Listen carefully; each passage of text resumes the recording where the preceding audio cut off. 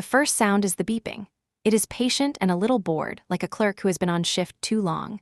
I open my eyes to a ceiling so white it looks like a page waiting for a sentence that has not arrived. I try to move and discover that my body has turned into a quiet house. From the waist down, there is no reply at all.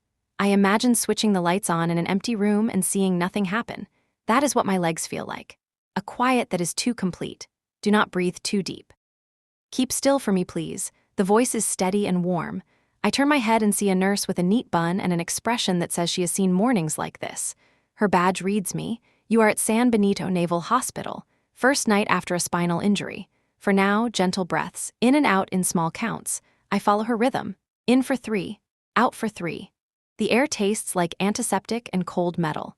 My mind tries to run away to the training tower beyond the armory. I see the rope in the fog, the steel beams, the way the night held onto everything. I hear the shouted checks. I feel my palms set the grip that I was taught. The rope should have locked. Instead, the world slipped.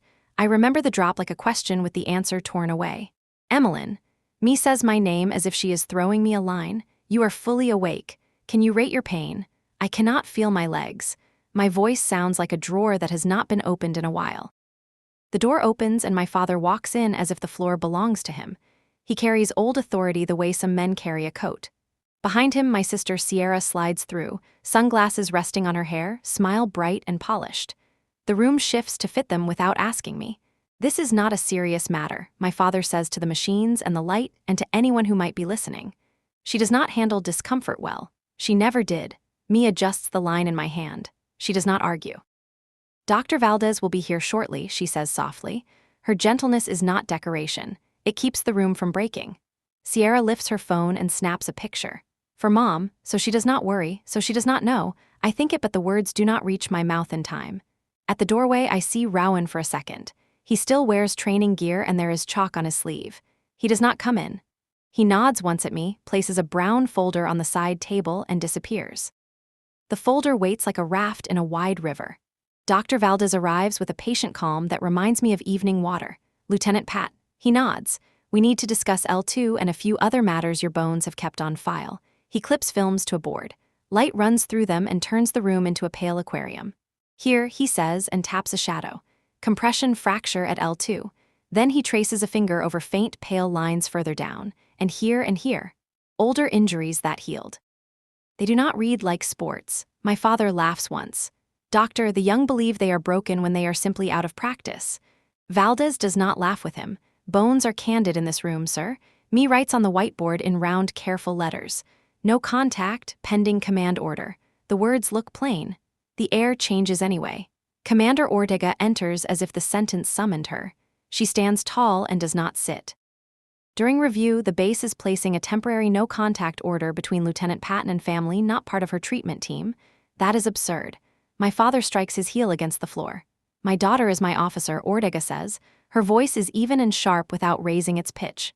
"This is a treatment space. It is not a family parlor." Sierra tilts her head. She smiles with pity. She used to fake aches in school to skip track. "Everyone knows that. You do not know the rope you're talking about." The steadiness of my own voice surprises me. "Also, you were seen near the technical yard last night." "Why?" Sierra pushes her sunglasses down, blinks, then lifts them again. "I have no idea what you mean." Ortega gestures. 2 security staff arrive and show my father and sister out with polite finality. The door closes.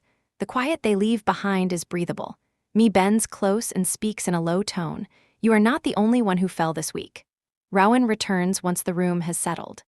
He opens the brown folder and slides out a glossy photo of the rope.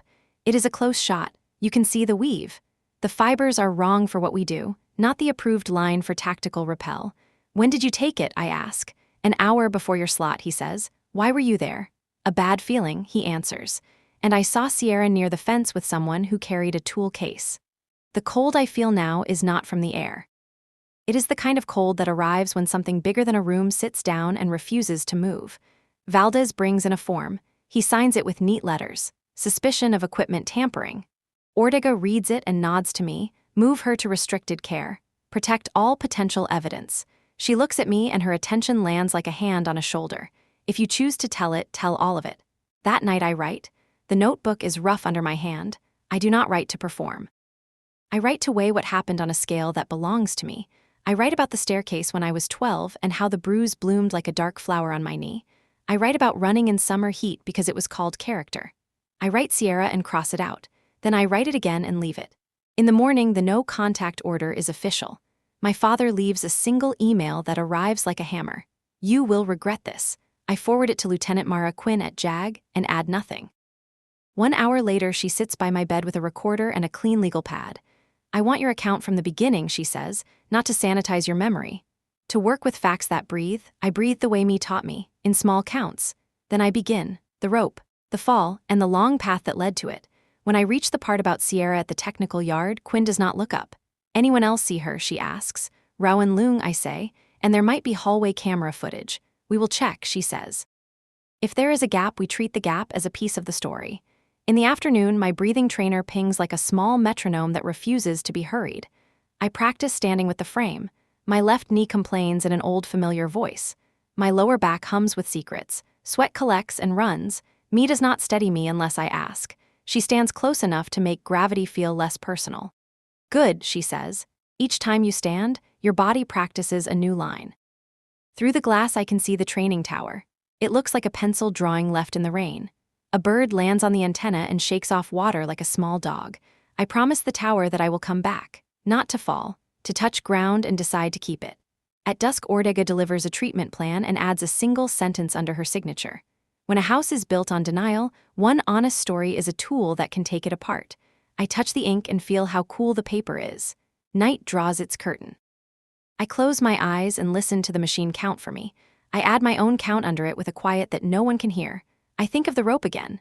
I think of 5 minutes of missing camera footage. I picture them as a small locked room that I will learn how to open. Morning smells like antiseptic and coffee that no one will enjoy. Valdez brings a light board and clips up the films. The images look like dusk inside a thin slice of me. He points without drama. L2 took the impact. That is our present, then the old stories. He traces faint lines and speaks as if he is reading a diary. These healed without the right rest. They left signatures. I look at the shadows until they turn into a map. When I was 12, I slipped on the back steps. I say it slowly so it will not hide again. I was told I was clumsy. I was told to run it off. I did. The knee never forgot. Now I can see that memory in black and gray. Bones keep records, Valdez says. The good news is that nerves like to be coaxed. We will coax them. Time and work, we will build a plan. Still, we must understand last night. Quinn enters with a folder and that runner calm that belongs to people who know how to save breath for the right hill. We pulled hallway cameras, she says.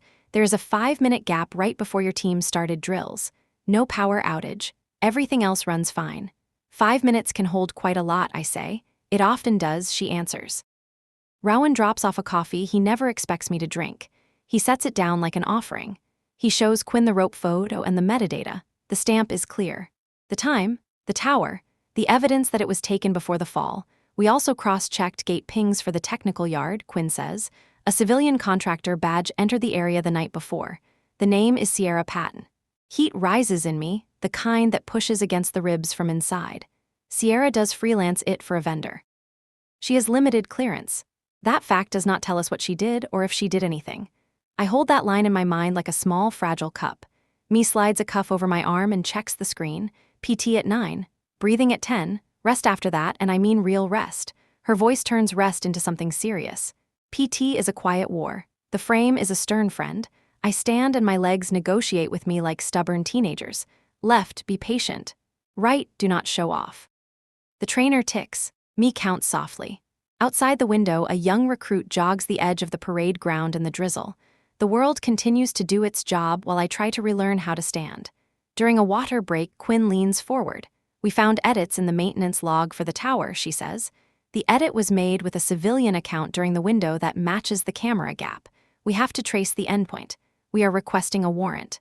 Civilian account, I repeat. The name presses against the inside of my mouth. Sierra. The senior officer from another unit stops by later with a get well card signed in a dozen different inks.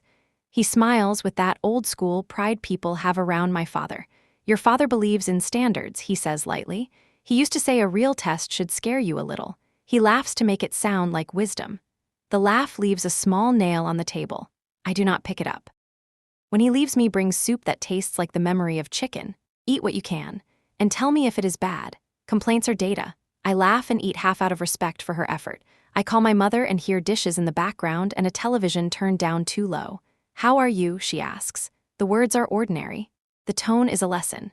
She tells me not to make the family small in front of the base. I say the doctors are working and I am doing the plan. She says, "Good girl," and that is all. Evening comes with a new folder in Quinn's hands. "We have a preliminary trace," she says. "There was a download of rope configuration files from a residential IP that matches your parents' house. We confirm with the provider now. We still verify every step." "So they fetched the specs," I say. "Why would they need them?" "We will ask that question when we have every piece," she says. "For now, tell me what patterns you remember. The past is not a weapon if we treat it as context. Tell me only what you can manage." So I tell her about drills that were not official, about runs in heat that had no water breaks because grit was a family word, about the first rope I ever touched and the way my father said, "Trust the drop." I tell her that I learned there are many ways to trust, and some of them are simply obedience with a nicer name. Rowan sends a photo from the tower. It shows a coil of approved rope with its tag neat and clear. The caption says 3 words: "Right tool exists." I press the image with my thumb as if that will change anything. It does not. It still helps. At night I stand again. 10 seconds, then 15, then 20. Me says good each time, as if good is a door I am allowed to walk through. Ortega visits to sign the formal order that keeps my father and sister away. Her pen moves without pause. She gives me a look that is not soft and not hard. It is respectful. I return it. We have an understanding that does not need many words. When the corridor quiets, I open the brown folder again. The rope photo, a printed copy of my team schedule with times highlighted in yellow. A paperclip holds a small note: "Check who pulled this schedule." The thought lands the way a snowflake lands. Silent, cold, real. I put the note down and close my eyes. The trainer ticks. I match it, in and out. I think about 5 minutes of missing video. I think about how silence can be edited. I think about how stories can be restored, one detail at a time. I dream about the tower. In the dream, the rope holds and the night is simply night. My boots touch the ground and it feels like a quiet decision. I look up and do not feel small. I feel present. The dream ends before I take the next step. I wake up smiling anyway. Morning will come again with films and questions and a plan for standing longer. I will keep telling the story as if it is a road that wants to be walked. The beeping is steady. I let it be my drummer. I tell my legs that we are going to listen. Then we are going to move. Morning returns with a thin light that does not yet belong to the sun. The ward smells of bleach and waiting. Me opens the curtains halfway and tells me it is Thursday, though the day feels like a placeholder between yesterdays. She adjusts the IV and hums a tune without words. For the first time since the fall, I notice that my hands still obey me. I close and open them, slow, deliberate, like proof that not everything has abandoned its post. Breakfast arrives in a tray that looks more procedural than appetizing. I eat because me is watching, and because the act of chewing feels like a vote for staying. The oatmeal is warm enough to remind me of mornings in training camp when we had 5 minutes to finish everything before the whistle. My father used to say hunger builds focus. He never noticed that focus also builds hunger of a different kind. Quinn stops by before 8. She wears a clean uniform and the kind of energy that suggests sleep is optional when a case has teeth. She asks about the night, the pain, the breathing drills. Her voice never turns soft, but it never cuts either. It stays in the place where truth tends to live. "We traced more packets from that IP," she says. The same device that downloaded the rope specs also pinged an internal system that hosts personnel rosters. She flips a page in her notebook. "Your name was one of the rosters accessed, so someone knew exactly when I was scheduled for the rappel." Quinn nods once. "The pattern is narrow. That is good. It means fewer people to question." Me wheels me to the therapy wing at 9. The hallways shine with that polished-too-often glow. PT smells like rubber mats and grit. The therapist, a tall woman named Janine, greets me as if I am already halfway cured. "We will start small," she says. "Nothing dramatic." She straps braces around my thighs, checks alignment, and says ready. I say I think so. The frame feels like a cage until I move, then it becomes a map. Janine counts me times I rise. My arms shake first, then the world steadies. The floor tilts slightly in my eyes, but I keep focus on a point near the clock. 10 seconds, Janine says. 12. 15. She smiles. Better than most on day 2. It is not pride that fills me. It is something quieter, like gravity learning my name again. Back in the room, I find a message from Rowan on my tablet. "They pulled maintenance logs for the week before your fall. 2 drills canceled without explanation. Only hours went ahead. I type thank you, stay careful. He replies, careful stopped working, going with precise instead. I almost laugh. It feels like a good exchange rate for pain. At noon, Valdez checks the incision near my spine, replaces a bandage, and talks about bone density the way poets talk about hope. Then he says, almost casually, I read Commander Ortega's note. About the order. It is the right call. Distance can heal what proximity inflames. His words rest somewhere between medical and moral. I appreciate that. After he leaves, I turn to me. Do you think people can change? I ask her. She looks up from the monitor. Which people? The kind who believe hurting someone is training. Me takes a long breath. I think some people need to break before they realize they were bending others. She shrugs. Whether they rebuild right is another story. The afternoon blurs with visits from quiet staff, from the chaplain who leaves a small book on my table, from Rowan again who drops off another folder and pretends it is official delivery. Inside is a photo printed from a phone camera. It shows Sierra outside the tech building, her reflection caught in a glass panel. She is smiling at someone behind the lens. The timestamp reads 9:23 p.m., the night before the fall. I stare at it until the edges of the photo feel warm. Part of me wants to tear it, part wants to frame it. Proof and grief have the same weight when you hold them long enough. At dinner, Me brings soup again. This time she stays while I eat. She tells me about her own brother who joined the Navy at 18 and left it 10 years later with a limp and a silence he still keeps. The way she says it is not tragic. It is factual, a report on weather that refuses to change. When night folds in, I open my journal. I write about the frame, the seconds counted, the way the body negotiates with gravity when the mind is still suspicious of the floor. I write about Rowan's message, about Sierra's photo, about my father's single loud email. I let the sentences form like footprints across a blank field. Then I stop and listen.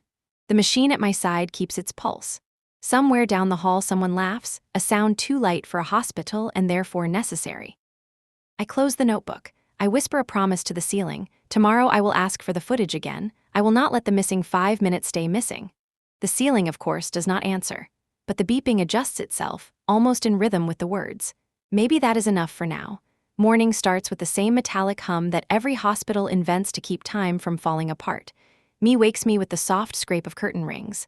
Light rushes in, too bright for my eyes, too honest. She smiles as if brightness is a decision, not an accident. Good morning, warrior, she says. PT in an hour. Breakfast first. I nod, the oatmeal again. The spoon shakes slightly in my hand, not from weakness but from thought. Every muscle has its own opinion about what happened. My arms say it was an accident. My spine says it was a message. My legs stay silent because they still do not remember how to speak. Quinn enters while Me clears the tray. She carries 2 folders, thick, armed with bookmarks. We traced more of the data path, she says before sitting. The same computer that downloaded rope specs also logged into the personnel schedule system at 2300 hours. Only one name viewed, yours. The words land without sound. So someone knew my slot, I whisper. Yes, and they printed it. We have a timestamp from the home printer queue. My throat feels too small. Home printer, I repeat. Registered to your father, she says. But it doesn't prove intent. We keep building. The thought of him at the desk, printing my name as if it were paperwork, not blood, makes me shiver. Quinn closes the folder. You are doing well in therapy. Keep doing that. The stronger you are, the harder it is for them to erase you.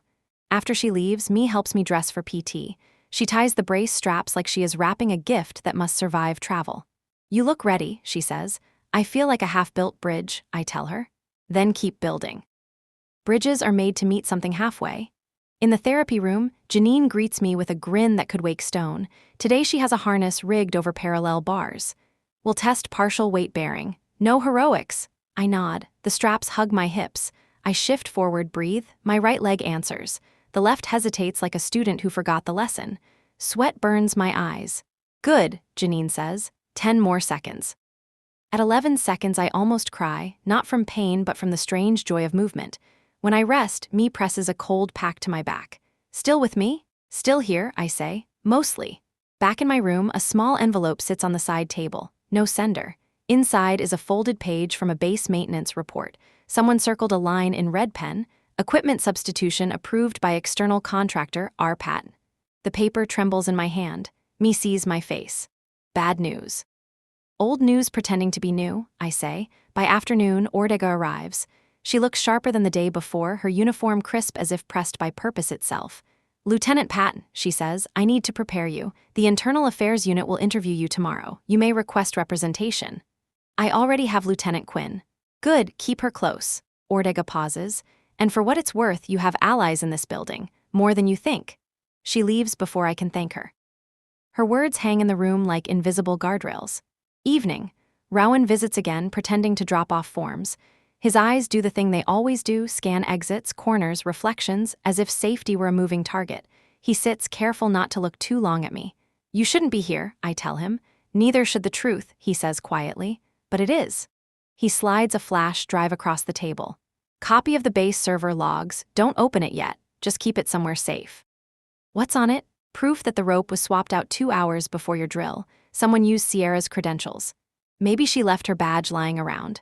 "Maybe," he says, "but the camera at the entry shows her face." I sit there, holding the small drive like a detonator. Rowan leans closer. "Be ready. The next part won't be pretty." When he leaves, I stare at the flash drive under the lamplight. It looks ordinary, the kind of thing that holds family photos or tax returns. But this one holds the geometry of betrayal. I tuck it inside my notebook, between the pages where I wrote about standing again. Before sleep, me checks the machines. "Pain level? Manageable," I say. "Dreams? Too early to rate." She smiles and switches off the main light. "Then dream something that reminds you who you were before all this." The room darkens to a soft blue. I trace the shape of the flash drive through the notebook cover. For the first time, I feel the story changing hands, leaving theirs, becoming mine. I whisper into the dark. Tomorrow, I will tell them everything they tried to erase. The night slides past like a careful animal, and morning finds me already awake. I hold the notebook with the flash drive tucked inside as if it were a second spine. Me notices. She always does. She raises an eyebrow but does not ask. She hands me a cup of water and I drink like someone who plans to speak for a long time. Internal Affairs arrives at 9. 2 officers. One takes notes like a metronome. The other watches my face with a patience that tries to look like kindness. Lieutenant Quinn sits beside my bed and places the recorder between us. She gives me a tiny nod. It means proceed as agreed.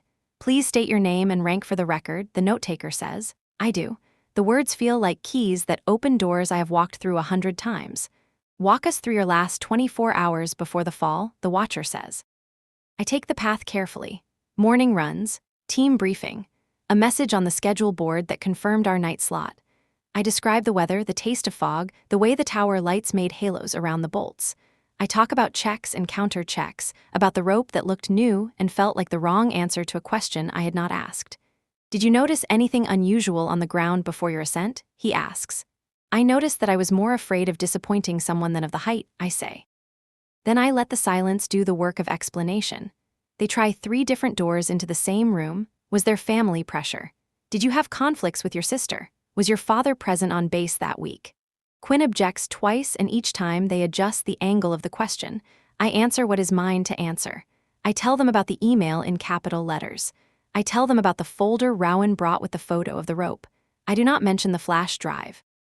Quinn said to let the chain of custody form behind closed doors before we bring that piece to the table. The watcher thanks me with a smile that is not unkind. He turns off the recorder. Then he asks if I want to add anything off the record. Quinn does not object, but she touches her pen to her knee. It is a reminder that nothing is truly off the record when the stakes are bodies and names. I say no. I would like to save my breath for the work of standing. PT is cruel in the way deserts are cruel. They ask nothing, but they offer nothing either. Janine sets the bars 1 notch higher. "Today we try weight transfer," she says. 10 seconds with your center over the right foot. 10 seconds over the left. I nod. The first shift is clumsy, the second is better, the third feels like a small door opening. On the 4th attempt, my lower back flares and the world narrows to a thin white thread. I grip the rail and breathe along it. "Good," Janine says quietly. "You found the edge. Now we teach it not to bite." I lie on a mat while me presses a warm pack against the knots that have set up camp around L2. The ceiling looks closer from down here. I tell myself that an inch is still a victory. Me says it out loud as if she has heard my thought. An inch is still a victory. We both laugh because it feels like cheating to share a mind that way. Back in the room, there is a message from Ortega. Short. Meet at 1400. She does not waste words on storms that already know their own names.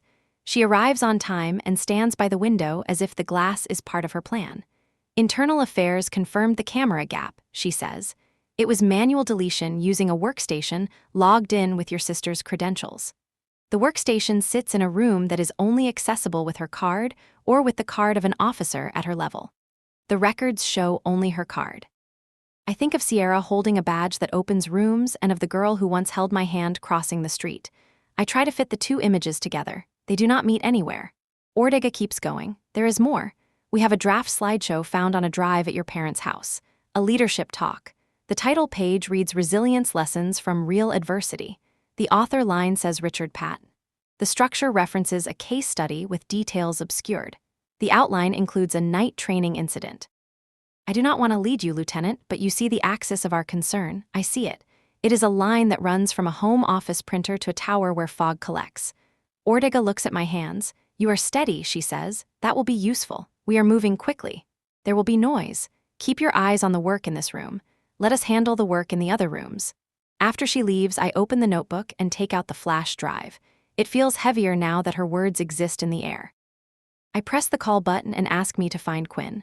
When Quinn arrives, I pass the drive to her with both palms as if I am offering water. She places it in an evidence bag and signs the seal while I watch. Chain of custody is an incantation that makes paper into law. Where did this come from, she asks. From Rowan, I say. He told me to keep it safe until we could hand it over properly. She nods. I will log it and make copies that the system will respect. Thank you for the patience. Speed is the enemy of truth if we let it drive. I want to thank you, I say, for saying that out loud. The afternoon sinks into quiet work. Me helps me sit by the window in a chair that feels both firm and forgiving. Outside, the tower crouches in the distance, an outline drawn in charcoal. I watch a line of recruits cut across the field. Their cadence carries that charge of shared effort. It sounds like a language I plan to speak again. A chaplain steps in and leaves a folded card. It is printed with a psalm and a phone number. He says nothing more than my name and a wish for rest. I put the card under the notebook as a promise to choose a kind of rest that belongs to me. Rowan texts in the evening. Short lines. Sierra questioned. Denied. Video of entry exists. Lawyer retained. I ask him if he is safe. He does not answer for 10 minutes. Then he writes back in the barracks. For now. I think of the phrase for now and how it sits like a small weight on the end of a rope. I tell myself that safety is sometimes a series of short leases. I breathe with the machine until the math of air feels generous again. Dinner is better than lunch. Me claims credit though she has none. She tells me her brother learned to bake after he left the service because it gave him a way to turn heat into nourishment instead of danger. I imagine him kneading the stubbornness out of dough, and it makes me smile for reasons I cannot explain. Night gathers. I write without looking at the clock. I write about the interview and the way questions can feel like hands if you're not careful. I write about Ortega's window and how leadership can stand beside glass without needing to see its own reflection. I write about the slide with my father's name and the way it has become a floor that I refuse to stand on again. When my hand tires, I close the journal and sit with my palms flat on the cover. The beeping settles into me. I match it. I tell my body that tomorrow we will try transfers again. I tell my mind that tomorrow we will let the investigators carry the heavy boxes while I carry the delicate ones. I tell the part of me that still wants my father's approval that it is allowed to be a small, quiet thing that lives in a drawer. I sleep and dream of water, not the ocean, a swimming pool at dusk when the lights are on under the surface. I swim without effort. Each stroke is a sentence. Each breath is a paragraph. When I climb the ladder, the world is not new, but it is clean. I wake with that word in my mouth. Clean. Me checks the monitor and smiles. You look different, she says. I feel different, I tell her. Not better, clearer. She nods as if that is the exact word the morning ordered. She adjusts the curtain to let in more light. The tower is still there. It always will be. But I am here too, and the story is beginning to learn my voice. The sky over San Benito turns the same pale color as the bedsheets when dawn comes. I've stopped needing alarms. The beeping beside me keeps perfect time. Me enters humming an old song from Manila and places a mug of coffee on the tray. You have visitors today, she says, the official kind. Investigators, she nods, and someone who looks like they might apologize for breathing too loud. That description fits Rowan. He arrives 15 minutes later, uniform pressed, expression unreadable. He stands at parade rest until I wave him closer. Commander Ortega authorized me to assist Quinn's team, he says. We're cross-checking base hardware logs. The deletion on the camera wasn't a fluke, it came from an external script uploaded through a civilian account. Sierra, he hesitates, either hers or someone borrowing her credentials, but the file name on the upload matches a project she worked on last quarter. OptiClean, a data purge tool. I almost laugh. So she literally built the eraser. Rowan shrugs. Sometimes irony has a good memory. Quinn enters then, arms full of folders. She looks like a storm balancing its own paperwork. We have permission to mirror the Patton home network, she says. The search starts this afternoon. You don't need to be there, but you should know what we expect to find. Tell me. A pattern of remote logins, configuration edits, and at least one PDF presentation drafted 2 days before your fall. I breathe slowly. The resilience talk. Quinn nods. Exactly, we already have one slide. It's titled Testing Limits as Leadership. The rest is encrypted, we'll know more soon. Me pretends to tidy the monitors, but I see her watching me through the reflection in the glass. Her eyes ask if I want her to clear the room. I shake my head. Quinn softens her voice. When we present findings, there will be noise. Gossip, defense statements, maybe even articles. Your job is to keep healing. Let us take the noise. After they leave, I stare at the ceiling's white squares until they form a map. Each tile feels like a decision, to stay, to speak, to stand. PT session begins at 9. Janine straps the harness and tells me today's goal, 5 steps with minimal support. My hands grip the rails, my weight shifts forward, and the world decides not to end. 1 step, then another. The 3rd is messy, the 4th burns, the 5th feels like a word I've forgotten how to pronounce. Me claps once, quietly. You're walking. Barely, I say. Barely is a distance, she replies. By noon, I am exhausted in every language. Valdez checks my vitals and jokes that pain means the nerves remember they have work to do. I want to tell him that memory is not always the friend he thinks it is. While he writes notes, I catch sight of a nurse delivering a sealed envelope to Quinn in the hallway. Quinn reads it, looks up at me through the glass, and mouths later. Later comes fast. She returns with the envelope open. Search team found something, she says. A video draft embedded in your father's presentation. It's muted, 30 seconds long. Shows the tower, the ropes, a timestamp the night you fell. My throat closes. Who filmed it? We don't know yet, but the metadata lists your sister's camera. The air in the room folds over itself. For a long time, no one speaks. Finally, Quinn adds, he may have planned to use it as demonstration footage. Proof of a test. We're verifying that part carefully. When she leaves, I ask me to turn off the monitor's sound. I can't bear another machine telling me I'm alive. I already know. I dream that afternoon not of the fall, but of the sound right before it. The rope stretching like breath held too long.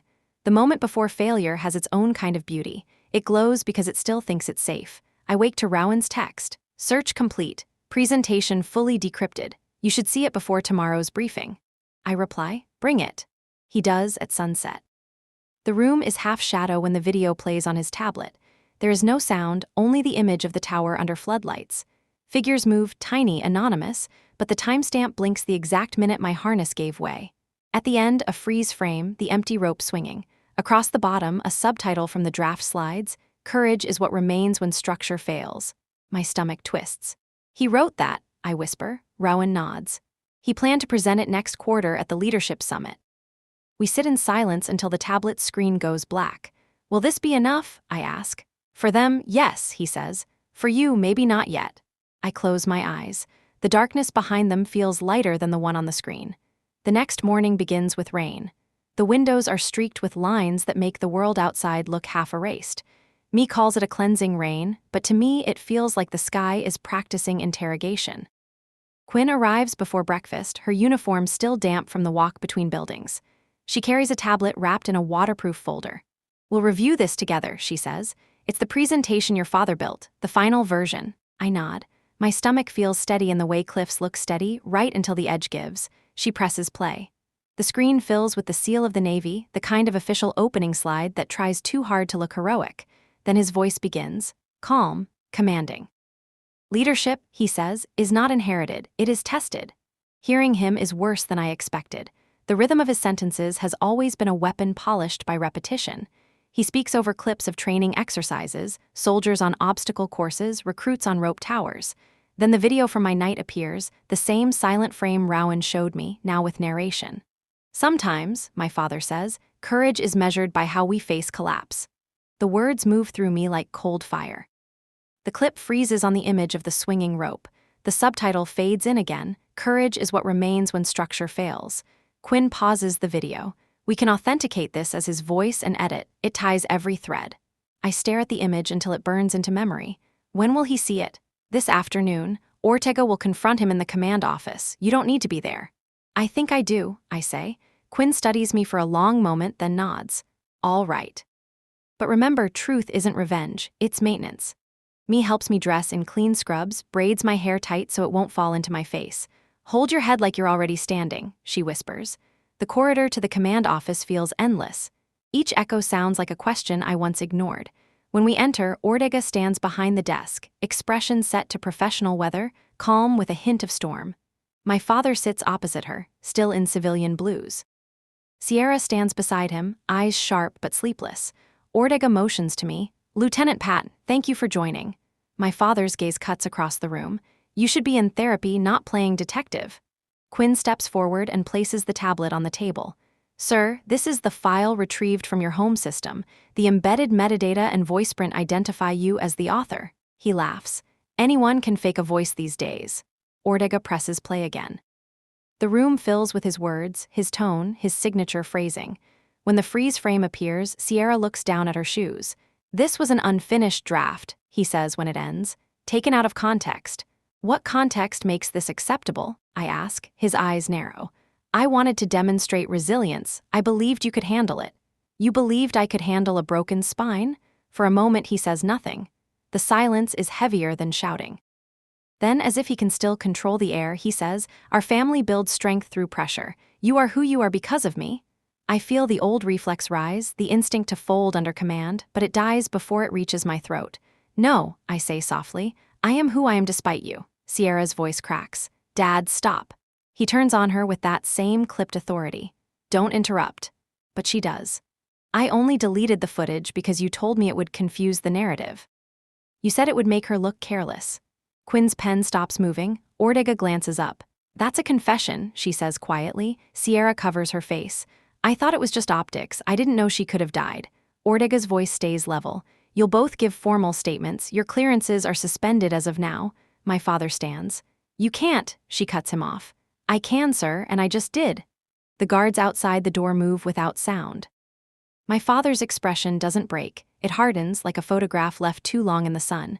When they're gone, the office is empty except for the four of us. Sierra sits in the corner, whispering apologies that sound rehearsed even now. I don't answer. Forgiveness requires belief, and belief needs something left to stand on. Ortega walks me back to the elevator. You handled that with grace, she says. It didn't feel like grace. It rarely does when it's real. In the elevator's mirrored wall, I barely recognize myself. My face looks older, sharper. My reflection stands straighter than I do. Back in my room, Me meets me with tea instead of questions. She knows that silence is the only medicine tonight. I sit by the window, watching the rain thin out to mist. The tower beyond the field glistens under new light, half ghost, half monument. I open my journal. The first line comes easily. Today the structure failed, but I remained.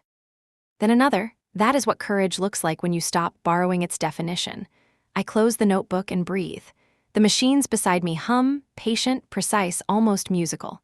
For the first time since the fall, their rhythm matches mine. The rain stops before dawn, leaving behind a quiet that feels deliberate. For the first time in weeks, the air inside San Benito smells clean, not like antiseptic, but like beginnings. Me helps me pack a small duffel, civilian clothes, the worn notebook, a folder of discharge papers. You're ready, she says. I don't feel ready. Then you're perfectly ready. The hallway to the transport lobby looks longer than it used to.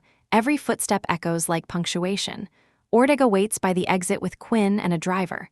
The commander's expression carries both pride and fatigue. Base protocol clears you for outpatient therapy, she says. Housing provided near the rehabilitation center in town. You'll have a week before formal testimony. I nod. And my father? In custody, the hearing board will handle him. Sierra accepted a plea deal for data tampering. She'll face civil service restrictions, but no prison time. Something inside me loosens, not relief, not anger, just space. Rowan appears at the door, holding a paper bag. Homemade food, he says awkwardly. Me insisted I deliver. She laughs behind him. And I made sure he didn't eat it first. They all walk me out together. The hospital van smells like vinyl and disinfectant, but the window is open and I can taste the sea. The tower is visible one last time, dark against the brightening sky. I don't look away until the building disappears behind a turn. The rehab center is quieter than I expected. No uniforms, no salutes, just people learning to climb back into their lives. My assigned therapist is a woman named Dr. Keller. Her office is full of potted plants and photographs of mountains. "We measure progress in stories here," she says. "You tell me what your body remembers, and I tell you what your nerves can forgive." The first session is mostly breathing. The second is walking with parallel bars. At the third, she gives me crutches and says, "Let's take the hall." Each step feels like lifting a truth I once buried. Pain hums, steady and familiar. Halfway down the corridor, a patient in a wheelchair smiles at me. I smile back because it feels like currency that costs nothing. That night, I dream of the tower again. This time, I am not falling. I am standing at the top, wind in my hair, the rope still coiled beside me. Below, the ground is lit by soft lamps, not floodlights. I know I can descend whenever I choose. The dream ends before I move. 3 days later, Quinn visits. She looks tired but satisfied. "The tribunal accepted your statement," she says. "They cited systemic negligence and unethical leadership. Your record is cleared of any fault. The incident will be logged as equipment sabotage." "And him?" "Richard Patton. Dishonorable discharge from his advisory role. Pension review pending." I breathe out slowly. That word, dishonorable, he used to say it was the worst thing that could happen to a soldier. "Maybe it's the best thing that could happen to a system that forgot what honor means," she replies. When she leaves, I sit on the porch facing the garden. The notebook lies open on my knees. I write, "Honor is not what they teach you in drills. It's what remains when you stop being afraid of your own story." The sun slips low, and the wind carries the smell of salt. I think of me, Ortega, Rowan, Quinn, each of them a different kind of rescue. I think of Sierra, somewhere starting over with the weight of what she did. For the first time, I don't wish to rewrite any of it. The world outside grows darker, but the dark is kind tonight. It's heavy in the way blankets are heavy, not the way secrets are. Tomorrow, Dr. Keller says, we'll practice stairs. I close the notebook and whisper, "Let's see what gravity has left to teach." By morning, the garden outside the rehab center looks washed and new. Dr. Keller meets me at the stairwell with a notebook in her hand and a dare in her smile. 3 steps, she says. Up and down, slowly. The goal is not to conquer. The goal is to negotiate. The rail is cool under my palm. The first step is a debate between courage and common sense. The second is a sentence I have to finish because I have already started. The third steals my breath and then gives it back. At the top landing, I look out the window and see a sliver of ocean like a bright scar. Again, Keller says, down is different. Down asks if I trust the floor to receive me. By the time we finish the third cycle, sweat has found every place it can live. Keller nods, pain level, manageable, words for the day. Stairs are just sentences with better punctuation. She laughs and writes it down as if she is collecting them. Back in my room, I shower slowly. I dress in the soft sweater Rowan brought in the paper bag from me. When I sit at the small desk, the notebook opens itself under my hands. I begin to write the piece Quinn asked for, the one that will be published on the base intranet as an anonymous reflection on safety and culture. She told me I could use a pseudonym or initials. I decide on neither. I put my name at the top before I can invent reasons not to. I start with the tower, but I do not stay there. I move to the quieter places. The house where orders sounded like love. The track where endurance stood in for mercy. The rooms where silence earned more praise than questions. I write about bones that keep records and ropes that do not forgive being misnamed. I write that courage is not what remains when structure fails. Courage is the choice to build a structure that does not fail others. I read it aloud once. My voice shakes on 3 sentences. I keep them. Then I email the draft to Quinn and to Ortega with a note that says publish if the legal team agrees. Ortega replies in 10 minutes with 1 word, approved. Quinn adds 2 more, proud of you. In the afternoon, Me calls to check on me, though she has no duty to do so. She tells me Rowan has been assigned to a different unit for now, a precaution while the tribunal finishes its work. She lowers her voice and says the rumor mill is trying to grind to a halt for once. I thank her for the way she uses humor like a shield that keeps out only the right things. I take a walk around the courtyard with my crutches. The sun drifts through eucalyptus branches and makes the ground look dappled and temporary. Near the fountain, a man in a sling is teaching his daughter to fold paper boats. He places one on the water and watches it spin. The girl laughs like bells. I stand until my legs complain, and then I sit and watch another boat make its slow, proud circle. In the evening, Dr. Keller introduces me to a small peer group in a room that smells like tea and marker ink. 4 of us sit in a gentle oval, a young medic with a bandage at his temple, a communications tech who lost hearing in one ear, a pilot with a walking boot that looks like armor, me with my crutches and a notebook in my lap. We take turns naming something we carried into the room and something we want to leave behind. I say I brought a habit of making myself small when I am scared. I say I would like to leave it under the chair when I go. The pilot says she brought anger and wants to leave shame. The medic says he brought jokes he uses too often and wants to leave the need to use them. The tech says he brought silence and wants to leave a little of it here if we promise to keep it safe. By the time we finish, there is a different air among us. It does not feel like victory. It feels like alignment. When I return to my room, my phone has more messages than usual. Ortega sends a link. The essay is live. The title is mine, and it looks braver than I feel. Comments have already started. Some come from names I know, and some from people who are only usernames on a network. There are thanks. There are short stories told in a paragraph. There is one note from a cadet who writes that he saw something once and said nothing, and that he does not want to be that person anymore. I read it twice and let the relief sting. Rowan texts a single line. Your voice travels farther than you think. I write back that voices are ropes when we braid them right. He sends a small thumbs up that does not match his character at all, and it makes me smile like an idiot. Before sleep, I open the journal again. I write about the stairs and the sentences. I write about the peer circle and the way silence can soften when 4 people agree to hold it together. I write about the paper boat and how it made a full lap without tipping even though the water kept trying to convince it to. Then I write a letter I do not plan to send. Dear Sierra, it begins. I do not tell her that I forgive her. I do not tell her that I do not. I tell her that I remember when we used to share gum on the bus and pretend the world started at the base gate and ended at the water tower. I tell her that I am learning to keep the part of us that is still real and let the rest belong to the court and to time. I tell her that I hope she will learn to speak without borrowed definitions. I fold the letter and tuck it in the back of the notebook. It is not a gift for her. It is a map for me. The moon climbs over the parking lot. The glass of the window cools under my palm. Somewhere far inside the hospital, a machine beeps with a different rhythm, and for once I do not try to match it. My body has found a slower measure. I sleep and wake to the soft chime of a message from Quinn. She says the essay is being shared in training briefings as a discussion piece, and that a recruit who read it reported a safety issue with a climbing harness. She says this is how change looks at first. Not grand, specific. I close my eyes and thank the version of me who decided to sign her name. I thank the morning for being willing to begin. Then I whisper into the quiet room, mostly for myself, that tomorrow I will try the stairs again. Not because they prove anything to anyone, because they lead somewhere I want to go. The next morning begins with a kind of silence I've never heard before, not emptiness, but suspension. It's as if the world is holding its breath to see what I'll do next. At breakfast, Dr. Keller joins me, carrying 2 mugs instead of 1. Coffee, she says. We earned it.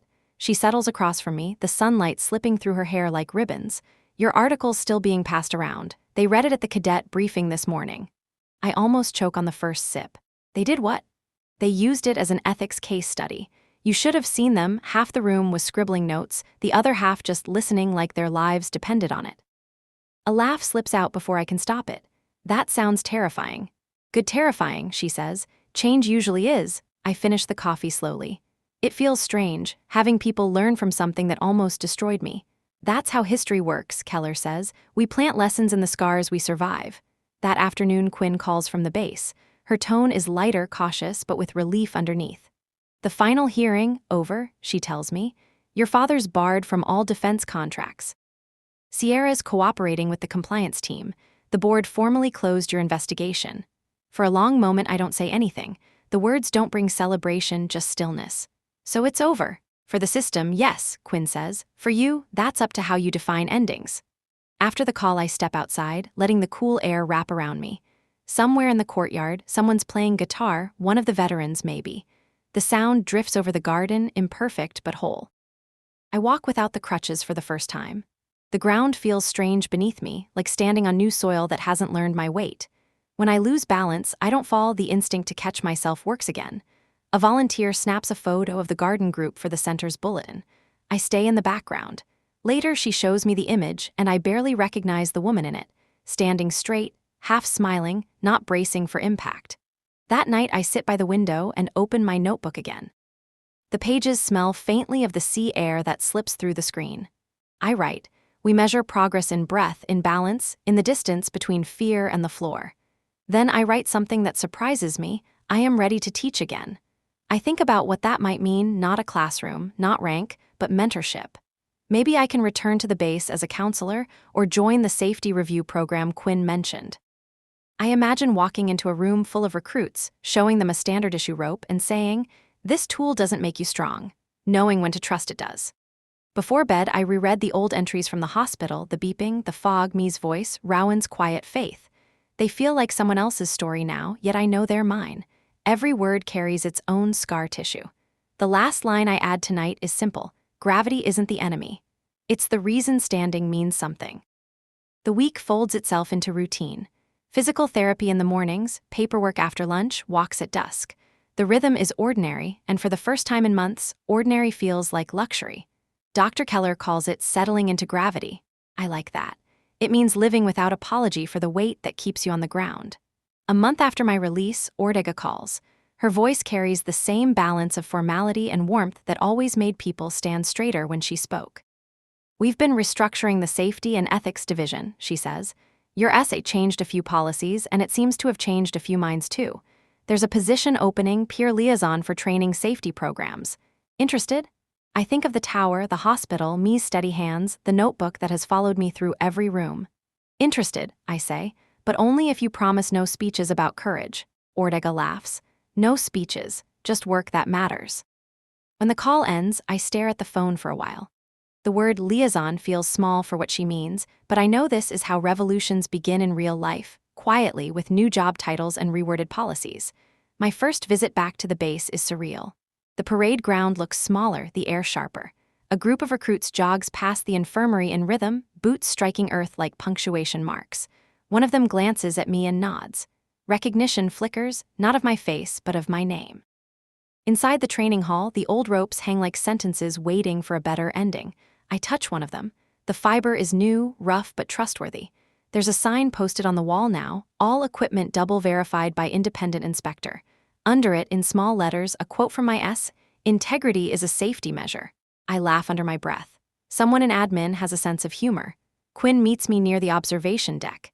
"Didn't think I'd see you back so soon," she says. "Neither did I." She hands me a badge labeled advisory visitor. "Rowan's transferring next week," she adds. "Command wants him to help implement the new system overseas." I feel the news settle in my chest, a mix of pride and ache. "He deserves it."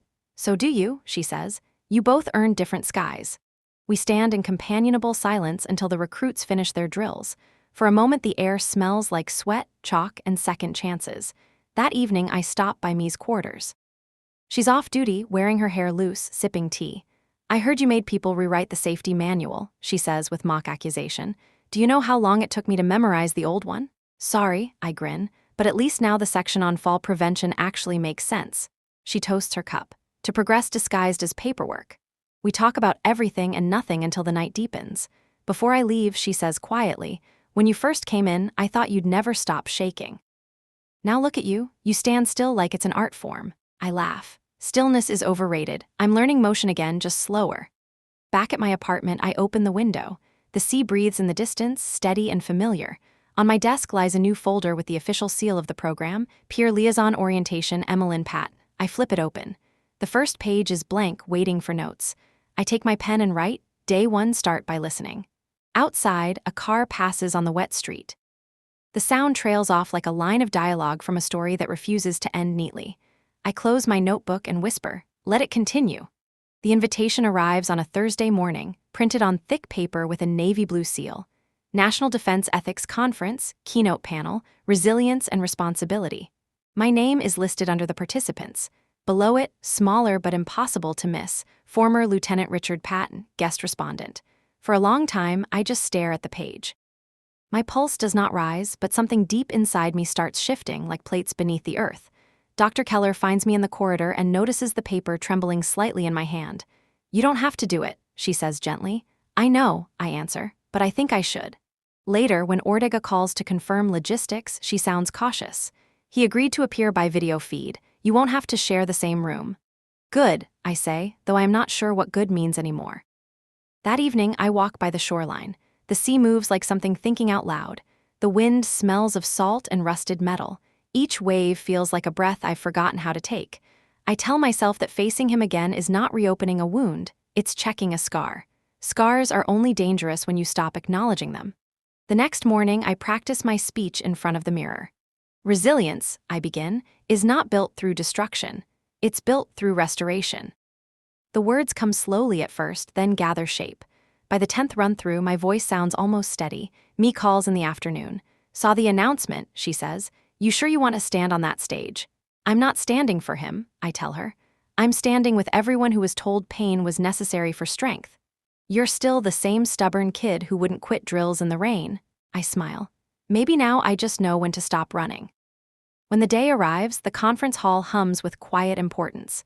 The air conditioning is too strong, the lights are too bright. I sit in the green room until a technician signals me to move. On stage, there's a long table with 2 microphones and a screen displaying my father's face from a distant feed. His hair is grayer now, his posture still unbent. The moderator introduces us, his voice smooth with diplomacy. We are honored to host both perspectives, discipline, and reform, bound by a shared goal, a stronger, safer force. My father gives a polite nod on the screen. My daughter's experience, he says, was tragic, but it inspired essential dialogue. That is what leadership does, it learns from mistakes. I don't interrupt. I let the words hang, dry and careful. When my turn comes, I lean toward the microphone. Dialogue is useful, I say quietly, but only if it acknowledges who was speaking and who was silenced. The audience stills. I can feel hundreds of eyes adjusting, the collective tilt of attention. I tell them about silence, the kind trained into obedience, the kind inherited through fear, the kind that kills more slowly than a fall. I tell them that resilience is not about endurance, it's about recovery, accountability, repair. On the screen, my father shifts in his chair. We can't lead by sentiment, he says, and we can't lead by cruelty disguised as strength, I reply. Real strength listens. Real strength admits fault. A long pause. The moderator tries to soften the tension with a question about reform policies, but the audience is no longer with him. They are with the silence that follows my words. When the session ends, there's polite applause at first, then a ripple that turns into something genuine. I walk off stage without looking at the screen again. My legs are steady, the ground obedient. Back in the quiet of the hallway, I find Rowan waiting by the exit, uniform crisp, eyes softer than I remember. You spoke like someone who stopped needing permission, he says. I laugh under my breath. Maybe that's the only kind of speaking worth doing. He hesitates before adding, we ship out next week, overseas assignment. I didn't want to leave without saying thank you. For what? For reminding me that loyalty and silence are not the same thing. We stand in the kind of pause that feels like an ending and a beginning at once. When he leaves, I watch until the crowd swallows him. Later that night, alone in my hotel room, I take off the conference badge and place it beside the folded invitation. My reflection in the window looks calm, almost unfamiliar. I whisper to it, the story isn't about him anymore. Outside, the city glows, a grid of lights, steady, deliberate, alive. And for the first time since the fall, I don't look away. The morning after the conference smells of wet asphalt and spent applause. Reporters have already written their versions of the story. Some call it a daughter's reckoning, others a lesson in command. I read none of them. The only voice I trust is the one still learning to belong to me. The hotel corridor is quiet except for room service carts squeaking their way toward another door. I pack slowly, folding each piece of clothing as if it remembers something I forgot. The badge from yesterday slips out of my jacket pocket. I hold it for a while, then drop it into the waste bin. At checkout, the clerk glances up, recognition flickering. Lieutenant Patton, right? Just Emmeline, I say. The rank retired itself. He nods, embarrassed, and hands me the receipt. You said important things, he murmurs. Maybe, but I think the important part is what happens next. Outside, the air is crisp with the promise of winter. I walk the short distance to the harbor, where fishing boats rock lazily against their moorings. Seagulls scream over the waves like restless ghosts. I lean on the railing and breathe in the salt. The sea smells like honesty, rough, unstoppable, cleansing. I think about my father somewhere behind walls, planning new speeches no one will hear. About Sierra, beginning whatever version of repentance she can live with. About Rowan, halfway across the world by now, starting another chapter in the same book. A message from Ortega pings my phone. Congratulations, the policy reforms passed. They're naming the new safety grant after you, the Emmeline Initiative. I smile. It feels strange to see my name paired with anything that sounds like hope. I text back, make sure it's not just a name. Make it a promise. She replies almost instantly, already working on it. I sit there for a long time, watching the water fold and unfold itself. Every wave looks like a new beginning disguised as repetition. By afternoon, I'm back at the rehab center. Me greets me at the door with the same unstoppable energy. Famous people should sign autographs, she says, waving a newspaper. I groan. Please tell me that photo isn't terrible. It's heroic, she says, laughing. You're mid-sentence, eyes on fire, like someone who just told the truth and dared it to argue. I laugh too, but it catches somewhere in my chest. It doesn't feel heroic. It feels like aftermath. Aftermath is the birthplace of change, she says. Later, I visit the therapy room even though I don't have a session scheduled. The lights are dim, the mats rolled up. The quiet hum of the air conditioning fills the space. I walk the length of the floor slowly, counting steps, not to measure progress, but to remind myself that progress doesn't always need measuring. In the corner sits a coil of rope used for practice drills. I run my fingers along the fibers. They feel sturdy, clean, obedient. I tie a knot, just one, simple and firm. Not a symbol of restraint, but of connection, proof that strength can exist without cruelty. When I leave the room, the hallway feels brighter. I realize I'm no longer listening for the beep of machines or the echo of authority. What I hear now is quieter, deeper, the sound of my own steps, steady, deliberate, real. In my notebook that night I write, truth doesn't end when spoken. It becomes the ground you walk on afterward. I close the book, turn off the light, and let the dark settle. For the first time in years, it feels like home. Sunrise finds me awake before the alarms. The light climbs the wall of my small apartment, quiet and certain, spilling across the desk where my notebook waits. I make tea, no sugar, and sit by the window. The city is still, the streets soft with mist. For the first time, I don't feel like I'm waiting for anything to happen. I open the notebook and read the last entry. Truth becomes the ground you walk on afterward. The words look different in morning light, less like closure, more like instruction. The knock on the door is soft but confident. When I open it, Quinn stands there in plain clothes, holding a folder under one arm and a small box in the other. Good morning, she says. I was in town for meetings. Thought I'd stop by before you start your new role. I let her in. She sets the folder on the table and opens it. Inside are forms stamped training safety liaison appointment confirmed. Beneath them, a schedule for the upcoming training season and a handwritten note from Ortega. Use your voice, not your rank. You've already earned both. In the box is a medal, silver, modest, engraved with the Navy emblem and 3 words, integrity through renewal. I trace the edge of the medal with my thumb. I didn't expect this. Quinn smiles. You didn't need to. That's why it means something. We drink tea together in comfortable quiet. Before leaving, she looks at me with that half smile of hers. You know, she says, you could have stopped after surviving. You didn't have to rebuild anything. I did, I tell her, because surviving is just staying alive. Rebuilding is remembering why. When she's gone, the room feels larger. The walls no longer echo, they breathe. That afternoon, I visit the academy for my orientation. The air hums with new voices. Recruits line up in the courtyard, laughing, adjusting gear, pretending not to be nervous. I remember that sound, the thrill and ignorance woven together. A sergeant greets me and introduces me to the instructors. This is Emmeline Patton, he says. She'll be helping refine our safety programs. There's a brief pause, the kind that always follows a name that has history attached to it. Then one of the instructors steps forward and offers a handshake. Glad you're here, she says simply. In the training hall, the ropes sway gently in the breeze from the open doors. I walk along them, checking knots, anchors, labels. Every piece of equipment is documented, verified, logged. The new recruits watch me quietly. Finally, one of them, a tall boy with nervous eyes, asks, "Ma'am, how do you know when to trust the rope?" I look at him and smile. You don't trust the rope, I say. You trust the people who tied it. And if you're one of those people, make sure someone else can too. They nod, serious now, and I realize I've just said something my father never could have. When I leave the hall, the sun is high and bright. On the bulletin board near the exit, someone has pinned a printed quote from my essay. Courage is not endurance. It's repair. Beneath it, a line in marker. Stay standing, ma'am. I walk across the courtyard slowly, deliberately, the sound of my steps steady on the concrete. Each one lands with the weight of everything that came before and the lightness of everything still to come. At the gate, I turn back for a moment. The tower stands tall against the blue sky. It's no longer a monument to the fall. It's proof that the ground will always wait for me, patient, ready, and real. I whisper, almost to myself, all right, let's begin again. The following weeks move in a rhythm so gentle it feels almost unreal. Each day at the academy starts the same. Coffee from the vending machine that tastes faintly of tin, a short briefing with the instructors, and then the echo of boots and laughter filling the training field. The noise that once overwhelmed me now sounds like heartbeat, evidence that the world still runs on motion. At noon, I sit in the open courtyard, sunlight spilling over the cement benches. The recruits gather around, pretending they only stop to rest. One of them, a girl named Harper, finally asks, "Ma'am, were you scared to start over?" I smile. Of course, starting over means giving up the story you already survived. They seem to understand. A few nod slowly as if committing the idea to memory. I tell them that fear isn't a flaw, it's a signal.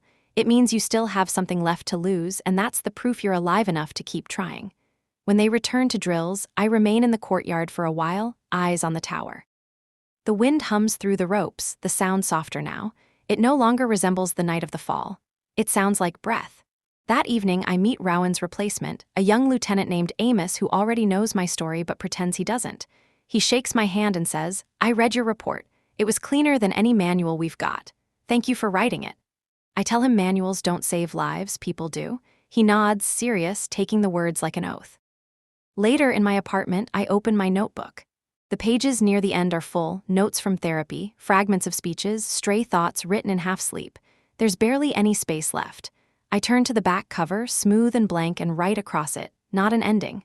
A direction. I think about calling me, but instead I picture her face and the way she always said, complaints are data. I laugh softly into the quiet. The laughter feels like something sturdy enough to walk on. Before bed, I step out onto the balcony. Below, the streetlights blink against the sea breeze. The scent of salt and fuel mixes with the faint sweetness of night-blooming jasmine. Somewhere in the distance, a ship horn sounds, a low, steady note that travels farther than sight can follow. I whisper, "Safe travels, Rowan." The sound vanishes into the night, but I know the sea carries messages better than air ever could. Inside, I turn off the lamp. The dark folds around me easily now, familiar but not heavy. I close my eyes and think of every step that led here, the fall, the recovery, the confrontation, the silence afterward. Each one feels like part of the same motion, a single continuous breath. When sleep finally takes me, it comes without the old fear. No ropes, no alarms, just the steady, patient rhythm of the world I've rebuilt. And in the dream that follows, I am walking again, barefoot on firm ground, toward an open field that smells of rain and new beginnings. I don't look back. There's nothing left to check. Only forward, only light, only the quiet certainty of tomorrow unfolding one step at a time.